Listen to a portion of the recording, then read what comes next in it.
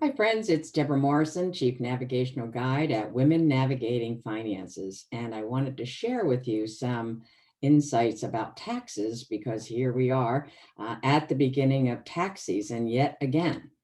And there's something a little different about this tax season for many Americans, and I'm afraid it's not going to be good news. These happenings, which I'll cover in a moment, reminded me of one of my dear friends who employed her grandson, and she gave him his first paying job. And he was a great help to them, but he got his first paycheck, and I think he was making like $30,000 a year, right? And he was expecting, it was every 2 weeks he was to be paid, and he was expecting about $1,100. And he looked at the paycheck and it was like $800. And he went running in to his grandmother's office and said, there's a mistake here. There's a mistake. And he goes, I'm supposed to be making $1,100 every 2 weeks. She had to sit him down and say, Uncle Sam has a hand in your pocket and in your paycheck. And those monies that we withheld represent your taxes. Federal, of course, and if your state levies a state income tax, that as well, maybe city on top of that.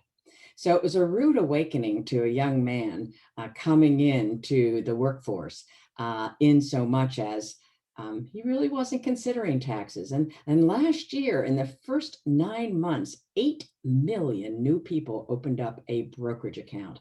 Well, with the pandemic, they had time on their hands, and why not just open up a Robinhood account, for example? And many, many people did. And ultimately, the news is coming out now. Like I read 2 breaking stories today about younger people in particular having no idea that the tax bite out of their gains, if they had them, and a few didn't have their gains, they didn't end up the year positive, which is not surprising. They did not realize that those that did end up the year positive would have to fork over quite a bit of that to Uncle Sam. And so their accountants will be doing the math now. And why was it so onerous for some of these investors? Because they only short-term traded, right? You have to hold an investment a year and a day for it to qualify as long-term capital gains. And a married couple filing jointly earning less than $80,000 a year can earn any amount of capital gains and pay zero tax.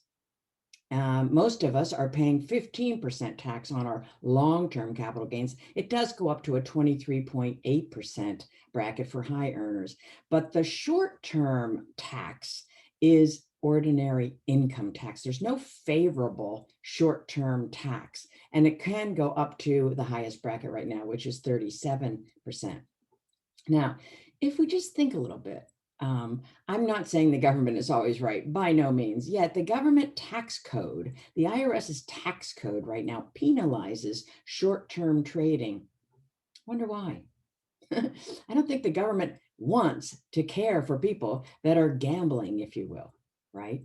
And if we buy a security and hope it'll go up and wait for it to go up in the short term and then we'll sell it, that's not called saving, and that's not called investing. That's called gambling.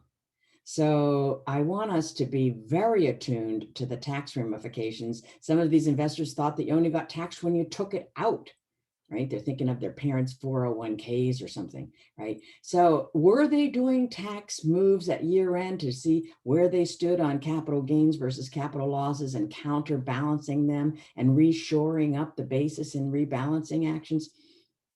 Probably not.